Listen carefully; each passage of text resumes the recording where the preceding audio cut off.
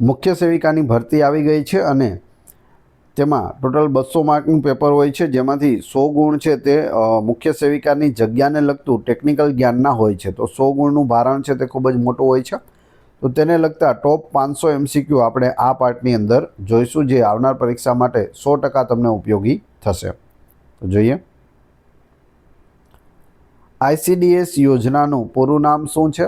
ICDS યોજનાનું પૂરું નામ, જવાબ આવશે integrated child development service.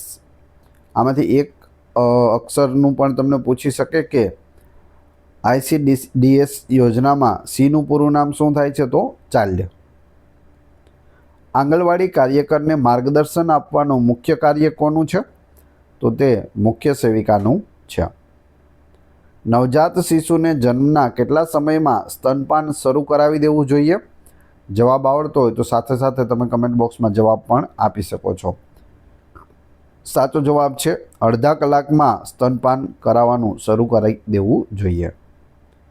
Vitamin સીની ઉણપથી કયો રોગ થાય છે? વિટામિન સીની ઉણપથી સ્કર્વી રોગ થાય છે. સગર્ભા માતાને ધનુર્વા સામે રક્ષણ આપવા કઈ રસી અપાય છે? ટીટેનસની. તો જવાબ આવશે TD અપાય છે. ટીટેનસ એન્ડ ડિપ્થેરિયા રસી આપવામાં આવે છે. કોલોસ્ટ્રમ એટલે શું? કોલોસ્ટ્રમ, જવાબ આવશે માતાનું પ્રથમ ઘટ પીળું દૂધ, તેને શું કહેવાય? કોલોસ્ટ્રમ કહેવાય. બાળકને કયા મહિનાથી ઉપરી આહાર શરૂ કરવો જોઈએ, એટલે કે બીજો વધારાનો આહાર છે સ્તનપાન સિવાયનો? તો જવાબ આવશે 6 મહિના પૂર્ણ થયા પછી. 6 મહિના સુધી ફક્ત સ્તનપાન કરાવવાનું હોય છે. મધ્યાહન ભોજન યોજનાનું નવું નામ શું રાખવામાં આવ્યું છે? મધ્યાહન ભોજન યોજનાનું નવું નામ છે PM પોષણ શક્તિ નિર્માણ. Option A. આયોડિનની ઉણપથી કયો રોગ થાય છે?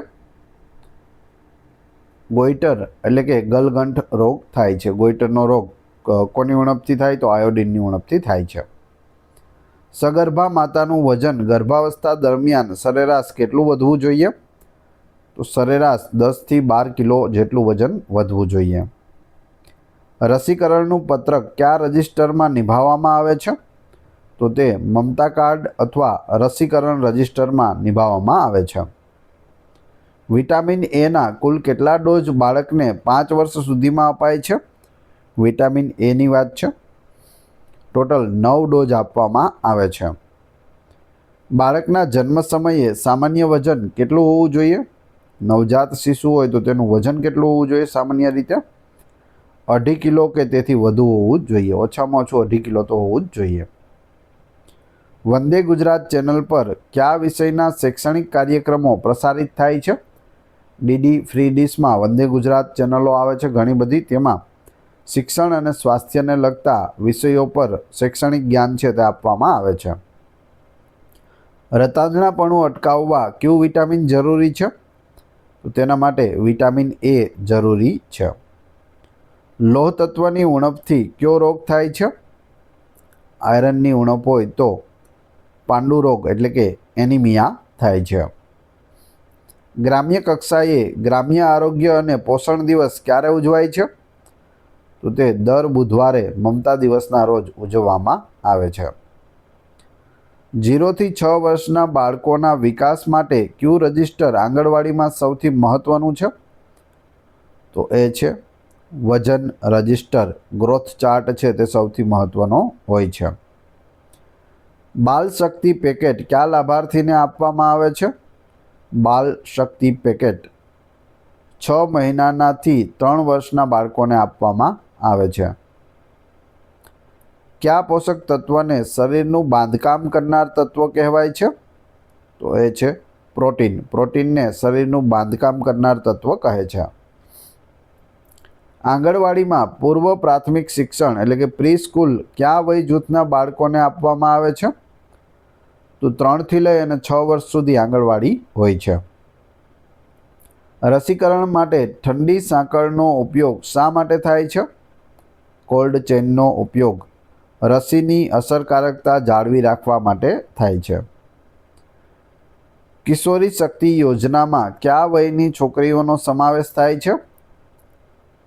જવાબ આવશે 11 થી 18 વર્ષની છોકરીઓનો સમાવેશ થાય છે કિશોરી શક્તિ યોજનામાં.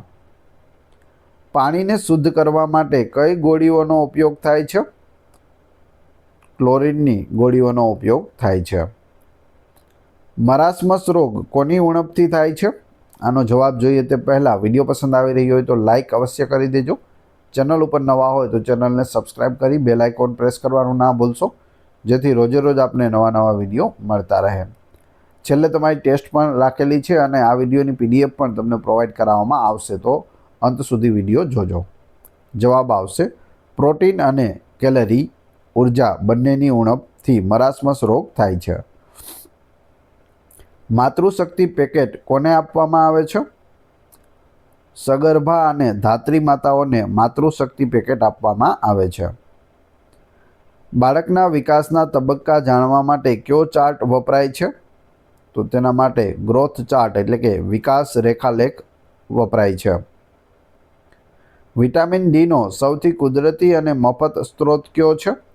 તો એ છે સૂર્યપ્રકાશ. સૂર્યપ્રકાશમાંથી કુદરતી અને મફતમાં વિટામિન ડી પ્રાપ્ત થાય છે. સવારનો જે કુમળો તડકો હોય તેમાંથી.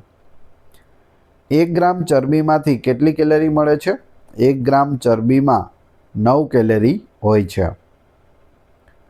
આંગણવાડીમાં બાળકોને અપાતા નાસ્તાને શું કહેવામાં આવે છે? તો તેને HCM એટલે કે હોટ કુક્ડ મીલ કહેવામાં આવે છે. Option B. પૂર્ણા યોજનાનું પૂરું નામ શું છે? પૂર્ણા યોજના. જવાબ આવશે prevention of under nutrition and reduction of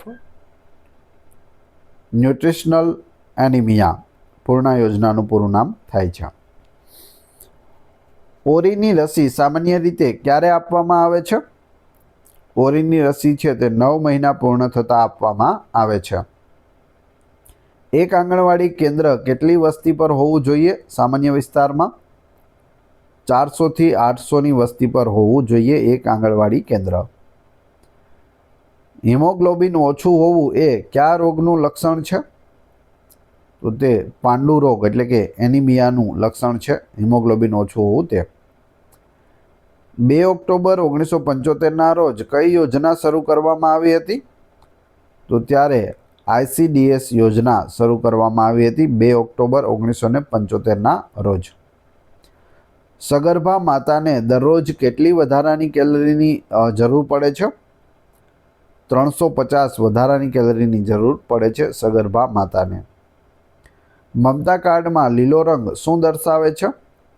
લીલો રંગ છે તે બાળક સામાન્ય વજનનું સ્વસ્થ છે તે દર્શાવે છે. લોહીના ગંઠાઈ જવા માટે કયું વિટામિન જરૂરી છે? વિટામિન K જરૂરી છે. આંતરરાષ્ટ્રીય મહિલા દિવસ ક્યારે ઉજવાય છે? ઇન્ટરનેશનલ વુમન્સ ડે 8 માર્ચના રોજ હોય છે. વજન ઓછું અને ઉંમરના પ્રમાણમાં ઓછી ઊંચાઈ એટલે શું? તો તેને સ્ટન્ટિંગ કહે છે. વજન ઓછું હોય અને ઉંમરના પ્રમાણમાં ઓછી ઊંચાઈ હોય તો તેને સ્ટન્ટિંગ કહેવામાં આવે છે. ખાસ યાદ રાખજો. ઓરલ પોલિયો વેક્સિનના કેટલા ટીપા આપવામાં આવે છે? OPV ઓરલ પોલિયો વેક્સિન તેના 2 ટીપા આપવામાં આવે છે. 2 બૂંદ જિંદગી કે. પોષણ અભિયાન ભારત સરકાર દ્વારા કયા વર્ષમાં લોન્ચ કરવામાં આવ્યું? તો તે 2018માં લોન્ચ કરવામાં આવ્યું હતું. નવજાત શિશુને સ્નાન ક્યારે કરાવવું જોઈએ? જન્મના 24 કલાક પછી, શક્ય હોય તો 48 કલાક પછી પણ કરાવી શકાય. વિટામિન B1ની ઉણપથી કયો રોગ થાય છે? બેરી રોગ થાય છે વિટામિન B1ની ઉણપથી. ICDS યોજના કયા મંત્રાલય હેઠળ આવે છે? તો તે મહિલા અને બાળ વિકાસ મંત્રાલય હેઠળ આવે છે. મમતા કાર્ડમાં પીળો રંગ શું સૂચવે છે? પીળો રંગ છે તે મધ્યમ કુપોષિત સૂચવે છે. ટીબી કયા અંગને સૌથી વધુ અસર કરે છે? ટીબી ટ્યુબરક્યુલોસિસ એનું પૂરું નામ થાય છે, પૂછાય છે. ફેફસાને સૌથી વધારે અસર કરે છે?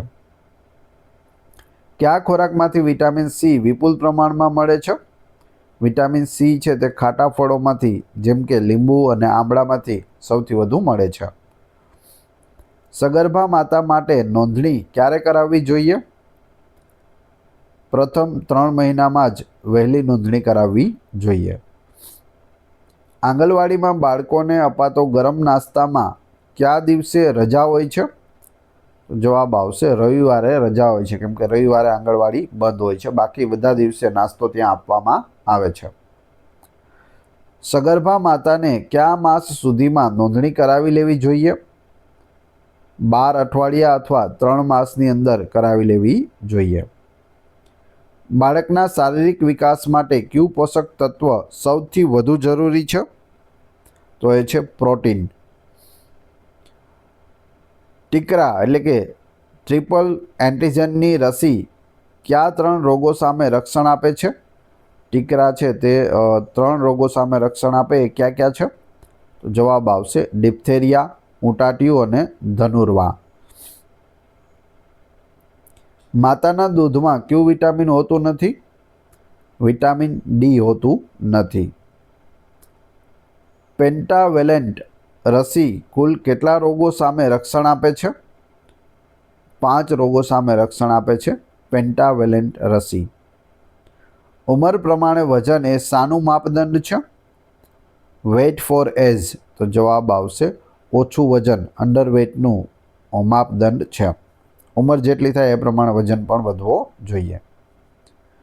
આંગણવાડી કેન્દ્રમાં કયા રજિસ્ટરમાં દૈનિક હાજરી પૂરવામાં આવે છે? તો રજિસ્ટર નંબર 1માં હાજરી પૂરવામાં આવે છે દરરોજ. રાષ્ટ્રીય રસીકરણ દિવસ ક્યારે ઉજવવામાં આવે છે?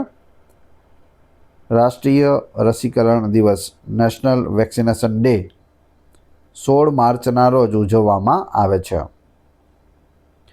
કયા ખનિજ તત્વની ઉણપથી બાળકોમાં હાડકાં નબળા પડે છે? કેલ્શિયમની ઉણપથી હાડકાં નબળા પડે છે. મમતા દિવસ બુધવારના દિવસે આંગણવાડીમાં કોણ હાજર રહે છે? દર બુધવારે મમતા દિવસ ઉજવવામાં આવે છે અને ત્યારે ઉપરના તમામ એટલે કે એએનએમ અથવા FHW, આંગણવાડી કાર્યકર અને આશા વર્કર 3 છે તે હાજર હોય છે. નવજાત શિશુને જન્મ સમયે કઈ રસી આપવામાં આવે છે? જન્મ સમયે BCG, OPV 0 અને હેપેટાઇટિસ બી આ 3 રસીઓ છે તે આપવામાં આવે છે. 2026ના બજેટ મુજબ પોષણ યોજનાઓ માટે કયા પ્લેટફોર્મનો ઉપયોગ વધુ કરાય છે? તો જવાબ આવશે પોષણ ટ્રેકરનો ઉપયોગ વધુ કરાય છે. બાળકને 6 મહિના પછી અપાતા પૂરક આહારમાં શેનો સમાવેશ કરી શકાય? રાબ, ખીચડી અને ફળોનો માવોનો સમાવેશ કરી શકાય. સ્ત્રીઓમાં હિમોગ્લોબિનનું સામાન્ય પ્રમાણ કેટલું હોવું જોઈએ? 12 થી 14 ગ્રામ હોવું જોઈએ. ધાત્રી માતા કોને કહેવાય છે?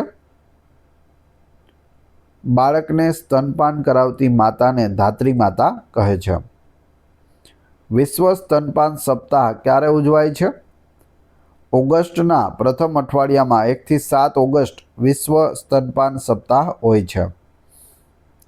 વિટામિન B12ની ઉણપથી કયો એનિમિયા થાય છે? મેગાલોબ્લાસ્ટિક એનિમિયા થાય છે વિટામિન B12ની ઉણપથી. પોષણ ટ્રેકર એપ્લિકેશનમાં ડેટા એન્ટ્રી કરવાની જવાબદારી કોની છે? આંગણવાડી કાર્યકરની છે. બાળકને ઝાડા થયા હોય ત્યારે ORS સાથે કઈ ગોળી આપવાની ભલામણ છે? ઝીંકની ગોળી આપવાની ભલામણ છે. સમીક્ષા એટલે શું મુખ્ય સેવિકાના સંદર્ભમાં? જવાબ આવશે કાર્યક્રમનું મૂલ્યાંકન અને દેખરેખને સમીક્ષા કહે છે. જન્મ સમયે બાળકના માથાનો ઘેરાવો આશરે કેટલો હોય છે? બાળકના માથાનો ઘેરાવો 33 થી 35 સેન્ટીમીટર હોય છે. વિટામિન ઈનું રાસાયણિક નામ શું છે? Vitamin E. જવાબ આવશે ટોકોફેરોલ, ઓપ્શન બી. કઈ ઉંમર સુધીના બાળકોને આંગણવાડીમાં પૂરક પોષણનો લાભ મળે છે? તો 0 થી 6 વર્ષના બાળકોને આંગણવાડીમાં પૂરક પોષણનો છે તે લાભ મળે છે. 0 થી 3 વર્ષ સુધી પેકેટ આપવામાં આવે છે અને 3 વર્ષથી 6 વર્ષ સુધી આંગણવાડીમાં જમાડવામાં આવે છે. ગર્ભવતી મહિલાને ધનુર્વા સામે રક્ષણ આપવા ટીડીના 2 ડોઝ વચ્ચે કેટલો સમયગાળો હોવો જોઈએ? 4 અઠવાડિયા એટલે કે 1 માસનો સમયગાળો હોવો જોઈએ. આંગણવાડી શબ્દનો અર્થ શું થાય છે? આંગણવાડી એટલે આંગણાનું આશ્રય સ્થાન, કોર્ટયાર્ડ, શેલ્ટર પણ થાય છે. કયા વિટામિનને એન્ટી ઇન્ફેક્ટિવ વિટામિન કહેવામાં આવે છે? Anti infective vitamin. જવાબ આવશે વિટામિન એ. માતૃત્વ સહાય યોજનાનો લાભ કોને મળે છે? પ્રથમ જીવિત બાળકના જન્મ સમયે સગર્ભાને માતૃત્વ સહાય યોજનાનો લાભ મળે છે. કયા પોષક તત્વની ઉણપથી બાળકોમાં સુક્તાન એટલે કે રિકેટ્સ રોગ થાય છે? જવાબ આવશે વિટામિન ડીની ઉણપથી. આંગણવાડીમાં અપાતી બાલ શક્તિની એક થેલીમાં કેટલું વજન હોય છે? બાલ શક્તિની એક થેલીનું વજન પૂછેલું છે. જવાબ આવશે 450 ગ્રામ હોય છે. SAM બાળક એટલે કેવું બાળક? SAM બાળક. જવાબ આવશે અતિ ગંભીર કુપોષિત બાળકને SAM બાળક કહે છે. સેવર એક્યુટ મેલન્યુટ્રિશન તેનું પૂરું નામ થાય છે. ભારતમાં રાષ્ટ્રીય પોષણ માસ કયા મહિનામાં ઉજવાય છે? સપ્ટેમ્બર મહિનામાં ઉજવાય છે રાષ્ટ્રીય પોષણ માસ. વિટામિન B3ની ઉણપથી કયો રોગ થાય છે? પેલેગ્રા રોગ થાય છે વિટામિન B3ની ઉણપથી. મુખ્ય સેવિકા કેટલા આંગણવાડી કેન્દ્રોનું નિરીક્ષણ કરે છે? સરેરાશ 20 થી 25 આંગણવાડી. વિસ્તાર મુજબ થોડો ઘણો ફેરફાર હોઈ શકે. સગર્ભા સ્ત્રીને આયર્ન ફોલિક એસિડની કેટલી ગોળીઓ લેવાની સલાહ અપાય છે? આયર્ન ફોલિક એસિડની ગોળીઓ. જવાબ આવશે 100. ગંભીર કિસ્સામાં 180 પણ થઈ શકે. કયા વિષયને સામાજિક અને વર્તણૂક પરિવર્તન સંચાર કહેવાય છે? જવાબ આવશે લોકોના વિચારો અને વર્તનમાં પોષણ અંગે બદલાવ લાવવો તેને સામાજિક અને વર્તણૂક પરિવર્તન સંચાર કહે છે. બાળકને કયા રોગમાં ચાંચડ જેવો ચહેરો થઈ જાય છે? મરાસમસમાં એવો થઈ જાય છે. પોષણ અભિયાનનું લક્ષ્ય 2022 સુધીમાં કુપોષણ ઘટાડવાનું હતું, જે હવે વધારીને કયા વર્ષ સુધી કરાયું છે? તો 2026 સુધી કરવામાં આવ્યું છે. લોહ તત્વના પોષણ માટે કયું વિટામિન મદદરૂપ થાય છે? વિટામિન C મદદરૂપ થાય છે. નવજાત શિશુનું તાપમાન જાળવી રાખવા કઈ પદ્ધતિ વપરાય છે? તેના માટે KMC કાંગારૂ મધર કેર વપરાય છે. ગ્રામ્ય કક્ષાએ હેલ્થ એન્ડ વેલનેસ સેન્ટર પર કોણ સેવા આપે છે? તો ત્યાં CHO કોમ્યુનિટી હેલ્થ ઓફિસર સેવા આપે છે ગ્રામ્ય કક્ષાએ હેલ્થ એન્ડ વેલનેસ સેન્ટર પર. બાળકને જન્મ પછી કેટલા કલાક સુધી કંઈ જ ન આપવું જોઈએ? જવાબ આવશે કંઈ જ નહીં, પરંતુ સ્તનપાન કરાવવું જોઈએ. 6 કલાક, 24 કલાક, 12 કલાક, કોઈ કેટલા પણ કલાક પછી કાંઈ આપવાનું નથી થતું, ફક્ત સ્તનપાન કરાવવાનું હોય છે. વિશ્વ આરોગ્ય સંસ્થા WHO મુજબ બાળકને જન્મના પ્રથમ 6 મહિના સુધી માત્ર અને માત્ર માતાનું દૂધ જ આપવાનું હોય છે. બીજું કોઈ પણ વસ્તુ આપવાની હોતી નથી.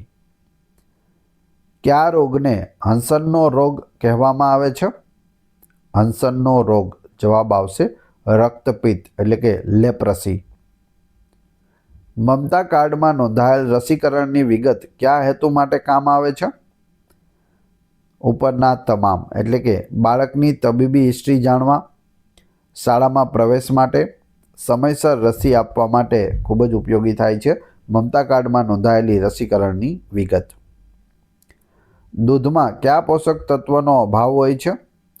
દૂધમાં છે તે આયર્ન એટલે કે લોહ તત્વનો અભાવ હોય છે. એ સિવાય ચરબી, પ્રોટીન અને કેલ્શિયમ તેમાં ભરપૂર માત્રામાં હોય છે. રાષ્ટ્રીય કૃમિનાશક દિવસ નેશનલ ડેવોર્મિંગ ડે ક્યારે ઉજવાય છે? 10 ફેબ્રુઆરી અને 10 ઓગસ્ટે બંને દિવસે ઉજવવામાં આવે છે રાષ્ટ્રીય કૃમિનાશક દિવસ. આંગણવાડીમાં બાળકોને અપાતો ગરમ નાસ્તો બનાવવાની જવાબદારી કોની છે? આંગણવાડી હોય તો તેમાં નાસ્તો કોણ બનાવે? તો જવાબ આવશે આંગણવાડી હેલ્પર. એક કાર્યકર હોય છે, એક હેલ્પર હોય છે. તો હેલ્પર છે તે નાસ્તો બનાવે છે અને સાફ સફાઈ રાખે છે. બાળકને કઈ ઉંમરે ડિપ્થેરિયાનો બૂસ્ટર ડોઝ આપવામાં આવે છે? કેટલા વર્ષે અપાય છે ડિપ્થેરિયાનો બૂસ્ટર ડોઝ? 16 થી 24 માસમાં અપાય છે. સ્ત્રીઓમાં માસિક ધર્મ દરમિયાન લોહીની ઉણપ ન સર્જાય તે માટે શું લેવું જોઈએ? આયર્નયુક્ત ખોરાક અને ગોળીઓ લેવી જોઈએ. આંગણવાડી કાર્યકરની નિમણૂક કોણ કરે છે? જવાબ આવશે જિલ્લા વિકાસ અધિકારી, CDPO કચેરી દ્વારા કરવામાં આવે છે. સ્વચ્છ ભારત અભિયાનની શરૂઆત ક્યારે થઈ હતી? સ્વચ્છ ભારત અભિયાન 2 ઓક્ટોબર 2014ના રોજ થઈ હતી. હવે તમારી ટેસ્ટ, જે આપણે પ્રશ્નો જોયા તેમાંથી તમને એક પ્રશ્ન અહીં પૂછવામાં આવે છે જેનો જવાબ તમારે કોમેન્ટ બોક્સમાં આપવાનો છે, જેથી તમને ખ્યાલ આવે તમને કેટલું યાદ રહે છે. એ પછી આપણે PDF વિશે પણ વાત કરીશું. પ્રશ્ન 1, મધ્યાહન ભોજન યોજનાનું નવું નામ શું રાખવામાં આવ્યું છે? 4 ઓપ્શન આપેલા છે, તેમાંથી કમેન્ટ બોક્સમાં તમારે જવાબ આપવાનો છે. આ વિડીયોની ફ્રી PDF ટેલિગ્રામ અને વોટ્સઅપ ગ્રુપમાં મળી જશે. બંનેની લિંક ડિસ્ક્રિપ્શનમાં આપેલી છે, ત્યાં તમે ફ્રીમાં જોડાઈ શકો છો. વિડીયો પસંદ આવ્યો હોય તો લાઇક, કોમેન્ટ, શેર અને સબસ્ક્રાઇબ કરવાનું ના ભૂલશો. આ ચેનલ ઉપર ઘણા બધા વિડીયો અવેલેબલ છે. તમે ચેનલના નામ ઉપર ક્લિક કરી વિડીયોમાં જઈ બધા જ લેટેસ્ટ વિડીયો જોઈ શકો છો. મળીએ છીએ નવા વિડીયોમાં. જય હિન્દ, જય ભારત.